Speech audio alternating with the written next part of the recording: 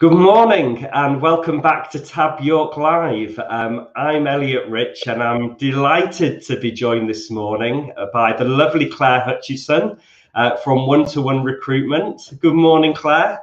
Good morning. How are you? It's lovely. I'm wonderful. I'm wonderful. Lovely to see you on another miserable day today. This rain just won't give up, will it? But I'm hoping we can brighten everyone up and talk about a really exciting topic today. I thought really to start with, we could just find a little bit more out about one-to-one recruitment before we talk about the recruitment landscape, which is obviously changing rapidly, certainly during the course of the last year. But tell us a little bit about one-to-one, Clare. Wow. So one-to-one recruitment. We've been in office in York for just over 10 years now. We specialise in professional services, office-based positions, which include senior appointments, so middle management level, as well as all the different types of roles that you get generally within a head office environment, basically. So our kind of reputation's built on being a friend and offering a personal approach to businesses, but in particular small owner-managed businesses. We work very well alongside as well. So so that's us. Lovely. Well, we are here to talk about recruitment and particularly what's happening at the moment in the recruitment landscape. But whilst we were talking off air, one of the key questions that's obviously sort of raised to the surface is that why are companies struggling at the moment to recruit? So perhaps if I could put that to you. Yeah, it's very strange. Having been in recruitment for like 26 years now and seen several recessions, it really is quite bizarre what's going out there at the moment. And I think that prospects at the minute, from a recruitment perspective, as lockdown sort of continues to lift, there's a real optimism about with SMEs across the UK, and it's anticipated really that confidence has returned and about 1.2 million could be created by SMEs alone. And although employment is varying widely per industry, with leisure and hospitality and manufacturing really high, professional and business services unemployment rates very low, particularly in our area. And I think that poor applicant quality is actually going to be a top recruitment challenge moving forwards in 2021. So that's kind of what's going on in the landscape at the moment. Okay, well that helps to understand what's going on, but the big question is, and it's going to pop up, what can we do about it right now? What are the ways to solve this? Okay, so I think what's going on at the moment is it is a very candidate-driven marketplace, contrary to what people believe, which is this misconception that there are just thousands of people just milling about looking for a job at the moment. And I think whilst there are obviously still some genuine skills gaps in some areas in recruitment, I think the way that businesses their recruitment practices, basically, and the way that they are offering their roles out and they're offering to the candidates that they're hoping to recruit need to be looked at and reevaluated, because you can guarantee, because it's such a candidate-driven marketplace as well, the speed in which really good candidates are being snapped up is enormous. And also you can guarantee that people have got 5 or 6 interviews going on at any one time, and then they're in high demand. So I think that businesses need to have a look at the overall package that they're offering potential new recruits. And if you think about it, that it's been surveyed that approximately 70% of people who are looking for a new role or in existing roles at the minute want some sort of remote working or hybrid working.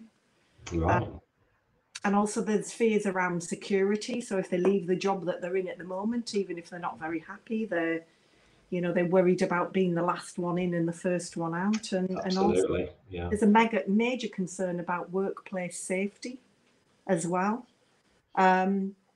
So what businesses can do about it really is, I think they need to have a big review of the way that they are recruiting, and involved in that. They need to think about, as I said before, how they present their offering to the candidates and what they can offer to a person that is unique to them as a business, and don't necessarily mean money or more holiday. Sure. Brilliant pension schemes and benefits, because smaller businesses often can't compete with the large corporates, but it's the little things that are making a difference to people now, and the culture of the business, and the prospects, and how safe they're going to be when they come to work, and if they can work from home 2 days a week. So and I think as well that the speed in which businesses need to think about when they put the advert out there to when they're actually interviewing, it needs to be much quicker, and they've got to be really flexible, and rather than, yes, they've got to interview people, they've got to be the right fit culturally for their business, and they've got to have the right skill set, but they've also got to sell themselves as an organization to people, and what's in it for them, because they have the choice right now. So yeah, lots of things that it's really changed, hasn't it? Absolutely, the last year. Yes, because the client confidence has returned, so everybody wants to recruit again, and people as well are still on. A lot of people are still on furlough until September, so they're kind of wondering and what's going to happen with the company that they're working for at the moment. So I think it'll change again massively in September time. But it's really, it's great news, because the economy is going woof again, which is brilliant.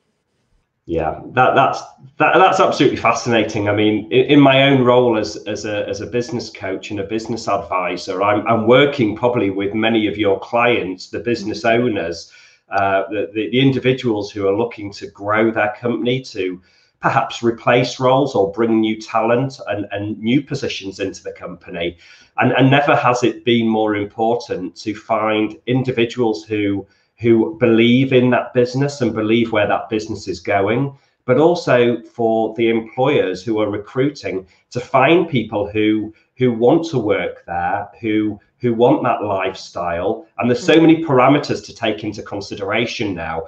Recruitment has to listen to both parties. They have to listen to the people on the market, the people who are looking for new opportunities, and meeting their needs as best as they can. We've all had a traumatic year in the way that we've worked remotely. Some people haven't returned back to offices. Where are we going to be over the coming months? To also think about where your business might need to be way beyond that, into next year and the year after. And are you building a team that is flexible and adaptable for what's next? So I think this is a real challenge for your industry, to help employers to think and consider their recruitment approach, their recruitment strategies much more in a much more considered way than perhaps they may have done before. Yes, it's just not enough to just place an advert now. No. So it's all very exciting. It is. It's wonderful and exciting, and I know that you would be delighted to talk to anybody who has plans to grow, plans to expand, or really is challenging themselves on the sort of talent that's out there right now and how to attract them. So Claire, thank you so much today. That's all we have time for on our Tab York Live. So that, you know, it's been a really interesting and a very, very relevant topic right now. So thank you for joining us. Lovely. Great to see you as always, Elliot. Thank you, and hopefully we'll see each other in person not too long, very near future. So that's all we have time for Tab York Live. Thank you again, Clare Hutchison from One Recruitment. We will be back after the bank holiday with another super business leader from the York community. I'll be speaking with Peter Campbell, Dr. Peter Campbell, who works with his wife Nikki at Life Without Limits. So a very different topic, but certainly worth tuning into over the next couple of weeks. So from Claire and myself, enjoy hopefully some sunshine over the bank holiday. That's all from us for now. Bye. Thank you. Bye now.